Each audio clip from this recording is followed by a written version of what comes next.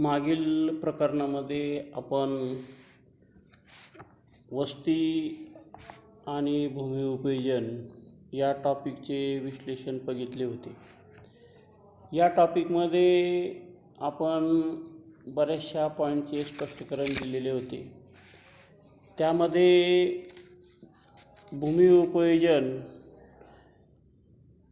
ग्रामीण भूमी उपयोजन या पॉईंटचे स्पष्टीकरणामध्ये वन, बिगर शेती, ओसाड व अनुत्पादक भूमी, कायमस्वरूपी गावरान, कायमस्वरूपी गायरान आणि चराऊ जमीन, त्यानंतर किरकोळ वृक्ष पिके व वनराई जमीन म्हणजेच निव्वळ लागवडीखालील नसलेल्या जमिनीचा यामध्ये समावेश केलेला होता. 6वा जो पॉईंट होता त्यामध्ये पिकाऊ अनुत्पादक जमीन, 7व्या पॉईंटमध्ये चालू पडजमीन, 8व्या पॉईंटमध्ये चालू पडशिवाय पडजमीन आणि 9वा जो पॉईंट होता त्यामध्ये निव्वळ लागवडीखालील क्षेत्रे किंवा निव्वळ लागवडीखालील क्षेत्र. या 9 पॉईंटचे स्पष्टीकरण आपण मागच्या तासाला दिलेले होते. त्याच्यानंतर आपण नागरी भूमी उपयोजनामध्ये 8 पॉईंटचे स्पष्टीकरण या ठिकाणी आपण दिलेले होते. त्यामध्ये निवासी क्षेत्रे किंवा निवासी क्षेत्र, औद्योगिक क्षेत्रे किंवा औद्योगिक क्षेत्र, संख्यात्मक क्षेत्र, मनोरंजनाखालील क्षेत्रांचा समावेश त्यामध्ये होतो. वाहतूकचा समावेश त्यामध्ये होतो. व्यापारी क्षेत्राचा समावेश त्यामध्ये होतो. रेखांकित किंवा सीमांकित भूखंडाचा समावेश त्यामध्ये होतो.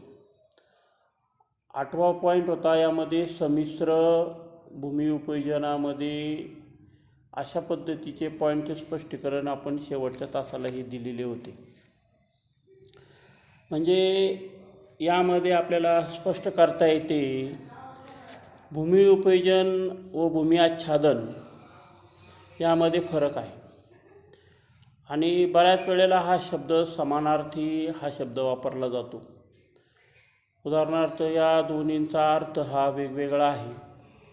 भूमी आच्छादन भूमीवर आढळणारे प्राकृतिक घटक, उदाहरणार्थ वन, पाणी, बर्फ, खडक, वाळू. म्हणजे या उलट भूमी उपयोजन म्हणजे भूमीचा उपयोग. मानव आपल्या कोणत्या ना कोणत्या कारणासाठी भूमीचा वापर किती प्रमाणात करून घेतो, म्हणजे किंवा मानव आपल्या कार्य करण्यासाठी जमिनीचा वापर, भूमीचा वापर किती करत आहेत. उदाहरणार्थ भूमी उपयोजनाचा उपयोग करमणुकीसाठी वापर करून घेणे. म्हणजे भूमी आच्छादन जरी वनस्पती किंवा वनाखाली असले तरी त्याचा उपयोग भूमी उपयोजन हा करमणुकीसाठी होत असतो. म्हणजे एखाद्या क्षेत्राचे भूमी उपयोजन व भूमी उपयोजन समजल्यास त्या क्षेत्राचे संपूर्ण आकलन आपल्याला होते. म्हणजेच भूमी आच्छादन हे उपग्रही प्रतिमाद्वारे आपल्याला सांगितले जाऊ शकत नाही. म्हणजे अशा पद्धतीने आपल्याला या ठिकाणी या गोष्टी लक्षात ठेवायच्या आहेत. त्यानंतर यामध्ये ह्या युनिटचं जे भौगोलिक स्पष्टीकरण आहे, या युनिटचा हा शेवटचा भाग आहे. भौगोलिक क्षेत्रामध्ये ग्रामीण आणि नागरी या क्षेत्रामध्ये असलेल्या भूमीचा वापर या ठिकाणी केला जातो. म्हणजे ग्रामीण आणि नागरी क्षेत्रामधील असलेली जी भूमी आहे त्याला ग्रामीण नागरी झालर असं सुद्धा म्हटलं जातं.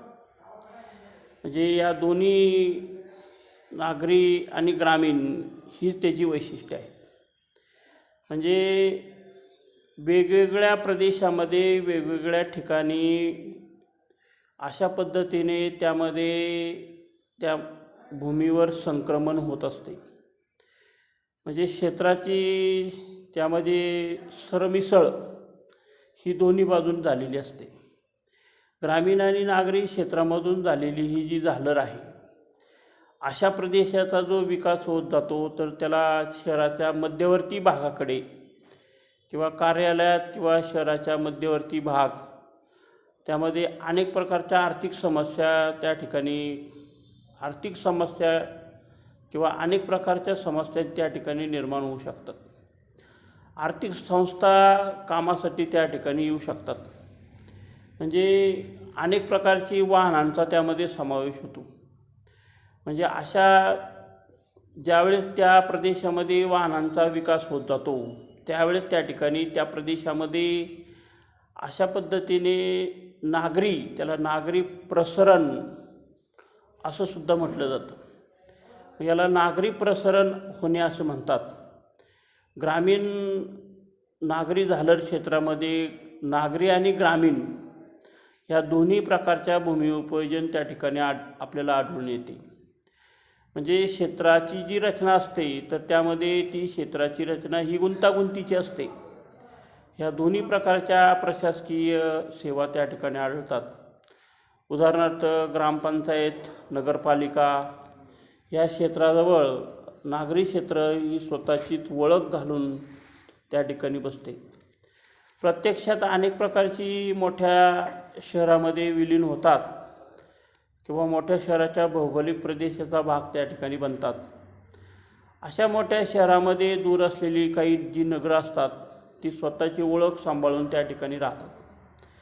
म्हणजे नगराचे प्रश्न हे कायमस्वरूपाचे असतात. उदाहरणार्थ नागरी समस्या, सोयीसुविधा, वाहतुकीची समस्या, अनेक प्रकारच्या असलेल्या सेवा सुविधा त्या ठिकाणी अवलंबून दिसून येतात. म्हणजे याचा अर्थ असा होतो का त्या ठिकाणी त्या प्रदेशामध्ये अशा पद्धतीची विविधता ही दिसून येते. म्हणजे काही भागामध्ये ही जी विविधता असते, उदाहरणार्थ शेतीसाठी वापरात असलेली जमीन ही निवासी क्षेत्रात किंवा औद्योगिक क्षेत्रामध्ये परावर्तित होते. म्हणजे शहराचा संबंध नागरिकांच्या राहण्यासाठी, शहराच्या रोजच्या प्रवासासाठी वापरला जातो. अशा पद्धतीने नागरी झालर क्षेत्राच्या पुढील ग्रामीण झालर क्षेत्र असते.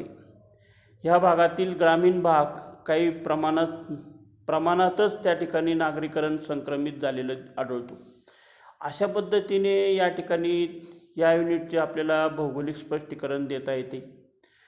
म्हणून पुढचा जो भाग आहे ह्यामध्ये, तर पुढच्या भागामध्ये आपल्याला उपनगरे हा पॉईंट सांगायचा आहे.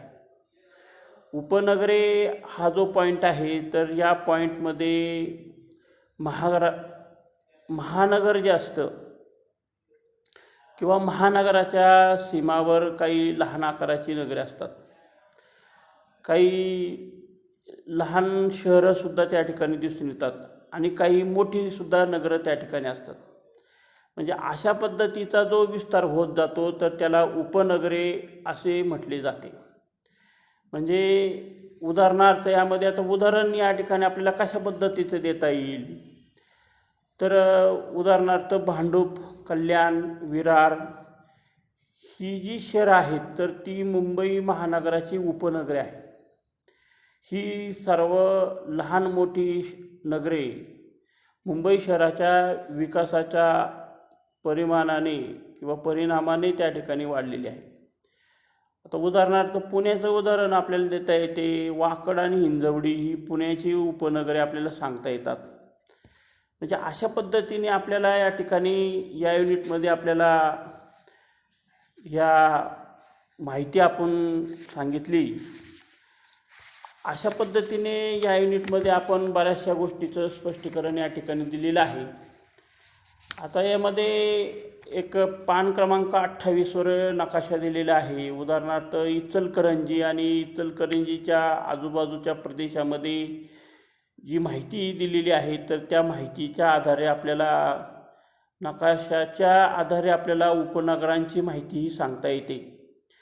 तर पान क्रमांक 28वर जो नकाशा आहे तर त्या नकाशाचे वाचन करून काही महत्त्वाच्या प्रश्नांची मांडणी आपल्याला सांगता येते किंवा त्याची उत्तरं आपल्याला सांगता येतात. म्हणजे काही त्या नगरामध्ये ह्या समस्या निर्माण होतात. उदाहरणार्थ समस्याचा जो प्रकार आहे तर ती आर्थिक, सामाजिक, सांस्कृतिक, पर्यावरणीय, पायाभूत सोयीसुविधा आणि शासकीय व प्रशासकीय. आता पहिली जी समस्या आहे यामध्ये पहिल्या समस्येमध्ये प्रश्न काय निर्माण होतो. आता हा जो साचा आहे तर तो साच्यामध्ये आपल्याला काय सांगायचे आहे, तर आर्थिकमध्ये आपल्याला पैशाची किंवा रुपयाची समस्याही सांगता येते. म्हणजे पैशाची समस्या निर्माण होते ती आर्थिकमध्ये येते. दुसरा जो पॉईंट यामध्ये सामाजिकमध्ये अनेक प्रकारच्या सामाजिक समस्या निर्माण होतात. समाजामध्ये निर्माण होणारे गुन्हेगारीची प्रवृत्ती निर्माण होते. ही गुन्हेगारीची प्रवृत्ती निर्माण होते, बालहत्या होते किंवा दरोडा पडणे, चोरी होणे, ह्या सर्व सामाजिक प्रश्नामध्ये येते. सांस्कृतिकमध्ये अनेक प्रकारच्या समस्या निर्माण होतात. उदाहरणार्थ विविध प्रकारची सिनेमागृह असतात तर सिनेमागृहाचा समावेश यामध्ये होतो. म्हणजे सिनेमागृहासाठी जी वापरली जाणारी जी जागा असते तर त्या जागेसाठी हे प्रश्न निर्माण होतात. पर्यावरणीय प्रश्नामध्ये किंवा पर्यावरणीय समस्येमध्ये आपल्याला भूकंप, महापूर, दुष्काळ, सुनामी किंवा येणारे टोळधाड. आता अलीकडच्या काळामध्ये हे टोळधाड जे येतात तर त्या पर्यावरणीय समस्या म्हणून सुद्धा या ठिकाणी आपल्याला सांगता येतं. पायाभूत सोयीसुविधेमध्ये आपल्याला यामध्ये उदाहरणार्थ ह्या पायाभूत सुविधा जर असतात तर त्यामध्ये पाण्याची समस्या, वाहतुकीची समस्या. म्हणजे पाणी हे मानवासाठी अत्यंत महत्त्वाचे असते आणि पायाभूत सुविधा ज्या ठिकाणी उपलब्ध असतात, उदाहरणार्थ लाईटची सुविधा, पाण्याची सुविधा, ह्या समस्या त्या ठिकाणी निर्माण होतात. शासकीय आणि प्रशासकीयमध्ये अनेक प्रकारची कामं होणे हे त्या नगरावर अवलंबून असते. कामं न होणे म्हणजे विविध प्रकारच्या ज्या योजना असतात तर त्या योजना राबवल्या जातात का, याचा विचार या ठिकाणी केला जातो. अशा पद्धतीने इतर समस्येमध्ये अनेक प्रकारच्या समस्या आपल्याला सांगता येतात.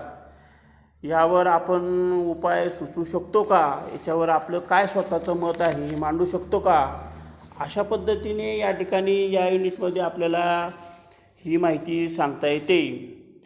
आता पान क्रमांक 28वर जो नकाशा दिलेला आहे तर त्यामध्ये या नकाशामध्ये आपल्याला पहिला जो प्रश्न आहे त्यामध्ये सूचीमध्ये दिलेले भूमी उपयोजन हे कोणत्या रंगात दाखवले आहे त्याची यादी करा.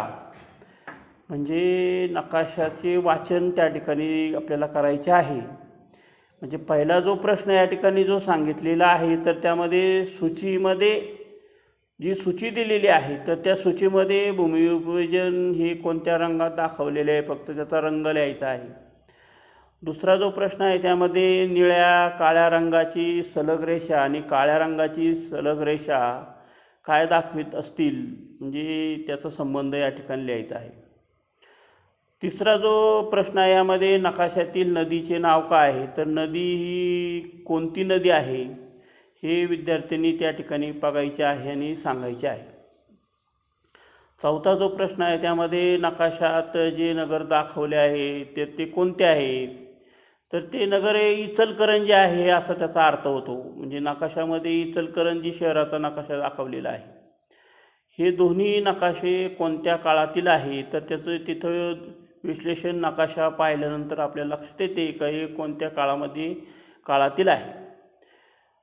सातवा जो प्रश्न आहे यामध्ये दोन्ही नकाशाची तुलना करता कोणती भूमी आच्छादन कमी झाल्यास दिसते, त्याचे रंग कोणते, हा एक प्रश्न आहे. कोणकोणते भूमी आच्छादन वाढल्याचे दिसत आहेत, त्याचे रंग कोणते, आठवा प्रश्न आहे. वाढलेले भूमी आच्छादन कोणत्या भूमी आच्छादनाची जागा घेत आहेत. आणि 10वा जो प्रश्न आहे तर यामध्ये दोन्ही नकाशाची तुलना करता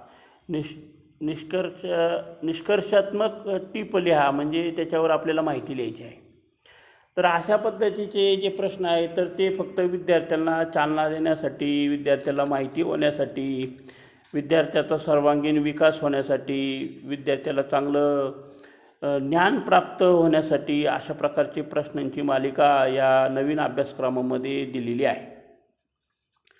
मग यामध्ये आपल्याला त्याचं स्पष्टीकरण कशा पद्धतीने देता येईल, तर कोल्हापूर जिल्ह्यातील इचलकरंजी या शहराचा 2007 ते 2017 या काळातील हा नकाशा आहे. म्हणजे हा जो नकाशा आहे तर तो कोल्हापूर जिल्ह्यामधील 2007 ते 17 या काळातील नकाशा आहे. मी तुम्हाला जे प्रश्न सांगितलेले आहेत तर त्या प्रश्नांची सर्व उत्तरं या ठिकाणी येणार आहेत. या नकाशामध्ये मुख्य शहर, आजूबाजूचे क्षेत्र आपल्याला पाहावयास मिळते. नकाशामध्ये वेगवेगळ्या रंगाची भूमी आच्छादन व भूमी उपयोजन दाखवलेले आहे. नकाशाचे बारकाईने जर निरीक्षण केले असता आपल्याला असं लक्षात येतं की यामध्ये आच्छादनाखालील जमिनीचे क्षेत्र कमी झाले असून त्यासाठी आता औद्योगिक क्षेत्र हे झाले आहे. त्याप्रमाणे विरळ वस्ती बांधकामाखालील क्षेत्राचे रूपांतर दाट वस्तीमध्ये बांधकाम क्षेत्राखाली झाले आहे. ग्रामीण भागात काही ठिकाणी खाणकाम क्षेत्राचा विकास झालेला आढळतो. प्रदेशातील करमणुकीची आणि विरंगुळ्याची जी ठिकाणं कमी झाल्याचे लक्षात येते. म्हणजे या प्रदेशातील करमणुकीची साधनं कमी झालेली आहे. या ठिकाणी ही दाट शहरीकरण आपल्याला पाहावयास मिळते असं लक्षात येतं. या 10 वर्षाच्या काळात वाहतूक मार्गाच्या दोन्ही बाजूस शहरीकरण वेगाने झाल्याचे आढळते. अशा पद्धतीने आपल्याला वस्ती आणि भूमी उपयोजन या टॉपिकचे आपण या ठिकाणी स्पष्टीकरण दिलेले होते. यानंतर यामध्ये या युनिटवर म्हणजे या टॉपिकवर या प्रकरणामध्ये कोणकोणत्या प्रकारचे प्रश्न हे प्रश्नपत्रिकेमध्ये येऊ शकतात, तर त्यामध्ये पहिला जो प्रश्न आहे तर त्या पहिल्या प्रश्नामध्ये योग्य सहसंबंध ओळखा असा प्रश्न आहे. विधान आर हे त्याचे कारण आहे. उदाहरणार्थ 1, वस्तीचे विविध प्रकार असतात. आर, विविध प्राकृतिक घटकाच्या वस्तीच्या विकासावर परिणाम होतो. केवळ ए बरोबर आहे. केवळ आर बरोबर आहेत. ई आणि आर हे दोन्ही बरोबर आहेत आणि आर हे एचे अचूक स्पष्टीकरण आहे. ए आणि आर हे दोन्ही बरोबर आहेत परंतु आर हे एचे अचूक स्पष्टीकरण नाही. म्हणजे अशा पद्धतीने योग्य सहसंबंधामध्ये पहिला प्रश्न आपण सांगितला. तर दुसरा जो प्रश्न आहे यामध्ये नगरे वाढतात त्याबरोबर त्याची कार्यही वाढतात आणि आर, एका नगराला केवळ एकच कार्य असते. आता मध्ये केवळ ए बरोबर आहेत, मध्ये केवळ आर बरोबर आहेत, ईमध्ये ए आणि आर हे दोन्ही बरोबर आहेत आणि आर हे एचे अचूक स्पष्टीकरण आहे. ईमध्ये ए आणि आर हे दोन्ही बरोबर आहेत परंतु आर हे एचे अचूक स्पष्टीकरण नाही. म्हणजे अशा पद्धतीने या ठिकाणी आपल्याला योग्य सहसंबंध ओळखा अशा हा जो प्रश्न या ठिकाणी आपण सांगितला. त्यानंतर प्रश्न क्रमांक जो 2 आहे तर त्या 2मध्ये आपल्याला यामध्ये भौगोलिक कारणे असा टाईपचा प्रश्न आहे. तर भौगोलिक कारणे आपल्याला पहिला प्रश्न यामध्ये सर्वच ग्रामीण वस्तीचे रूपांतर नागरी वस्तीत होतेच असे नाही, हे पहिलं कारण आहे. दुसरं कारण यामध्ये ग्रामीण वस्तीमध्ये भूमी उपयोजन हे शेतीशी निगडीत असते, हे दुसरं कारण आहे. तिसरा जो प्रश्न आहे यामध्ये झालर क्षेत्रामध्ये ग्रामीण आणि नागरी दोन्ही वस्त्याची वैशिष्ट्ये आढळतात, हे तिसरं कारण आहे. चौथं कारण यामध्ये नगराची वाढ ही भूमी उपयोजनाशी निगडीत असते. अशा पद्धतीने या ठिकाणी 4 महत्त्वाची कारणं या ठिकाणी आपण सांगितली. प्रश्न क्रमांक जो 3 आहे तर त्या 3मध्ये टिपाल्या हा प्रश्न आहे. मग टिपाल्यामध्ये पहिला जो प्रश्न आहे तर एक ग्रामीण आणि नागरी वस्तीमधील आंतरक्रिया. दुसरा जो प्रश्न आहे यामध्ये नागरी वस्तीच्या समस्या. तिसरं कारण आहे यामध्ये उपनगरे. चौथं कारण आहे संमिश्र भूमी उपयोजन. अशा ह्या 4 टिपा आहेत. प्रश्न क्रमांक 4मध्ये खालील प्रश्नांची उत्तरे लिहा. यामध्ये 2 प्रश्न आहेत. ग्रामीण वसाहतीची वैशिष्ट्ये सांगा. दुसरा जो प्रश्न आहे यामध्ये वस्त्यांचा आकृतिबंध निर्माण होण्यासाठी कोणकोणते घटक कारणीभूत ठरतात ते सौदाहरण स्पष्ट करा. अशा पद्धतीने या 4 प्रश्नामध्ये हे 2च प्रश्न आहेत. आणि प्रश्न क्रमांक 5मध्ये फरक लिहा. प्रश्न क्रमांक 5मध्ये भूमी उपयोजन आणि भूमी आच्छादन ही पहिला या ठिकाणी फरक स्पष्ट करा हा पहिला प्रश्न आहे. दुसरा जो प्रश्न आहे यामध्ये ओसाड आणि बिगर शेती. तिसरा जो प्रश्न आहे यामध्ये केंद्रस्थानी वस्ती आणि वर्तुळाकार वस्ती. चौथा जो प्रश्न आहे यामध्ये केंद्रित आणि विखुरलेली वस्ती. अशा पद्धतीने या ठिकाणी हा प्रश्न या ठिकाणी दिलेला आहे. त्यानंतर यामध्ये 6वा जो प्रश्न आहे तर 6व्या प्रश्नामध्ये सुबक आकृत्या काढून त्याला नावं या ठिकाणी आपल्याला द्यायची आहेत. उदाहरणार्थ रेषीय वस्ती हे पहिलं उदाहरण आहे.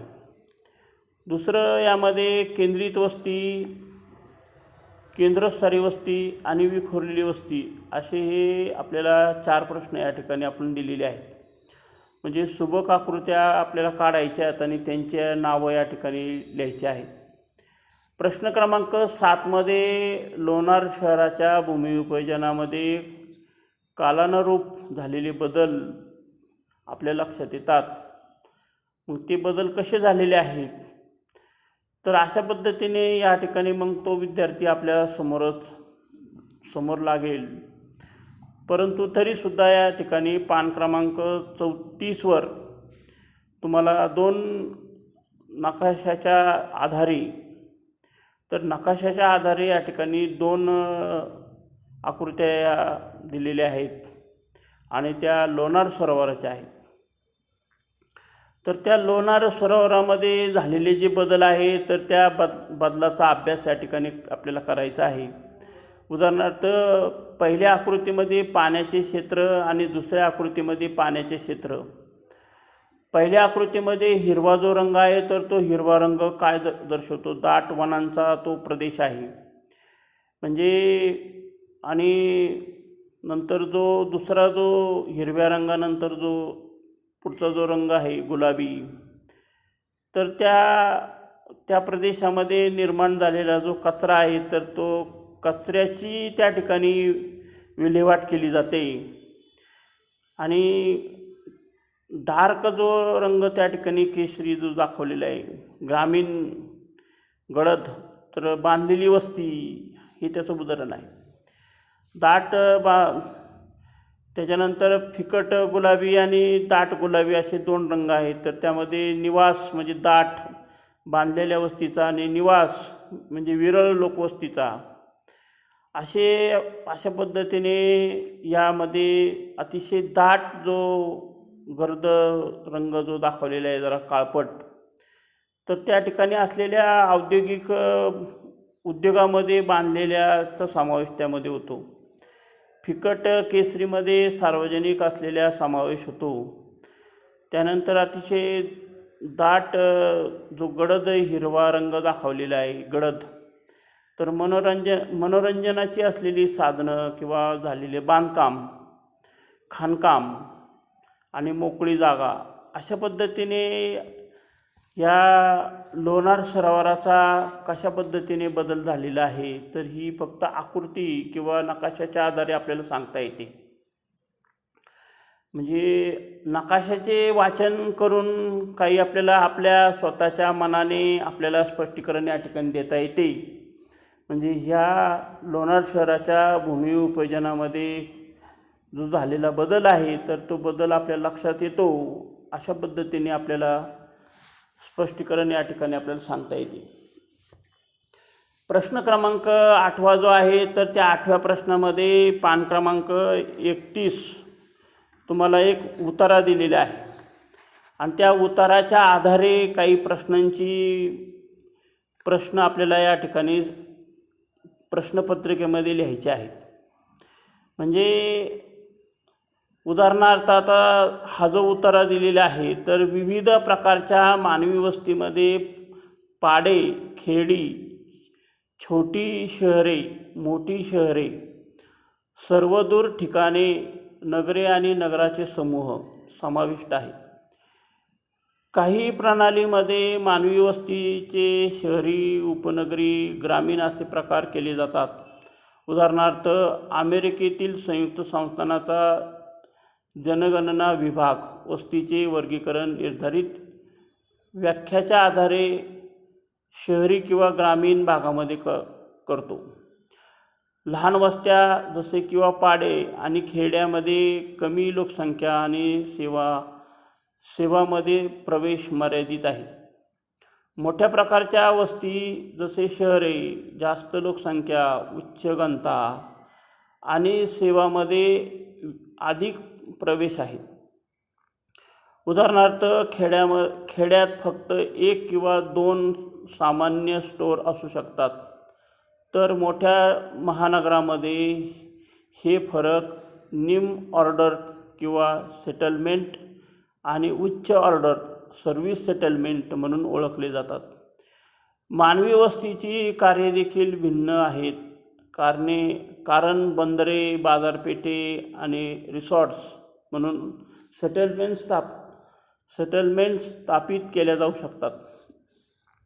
ग्रामीण वसाहतीच्या प्रकारांना शेती, मासेमारी, खाणकाम यांच्या निकटतेसारखा कार्याद्वारे देखील वर्गीकृत केले जाऊ शकते.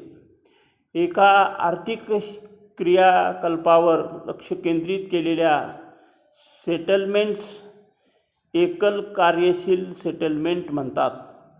म्हणजे वस्ती कशी निर्माण होत जाते हा त्याचा अर्थ होतो.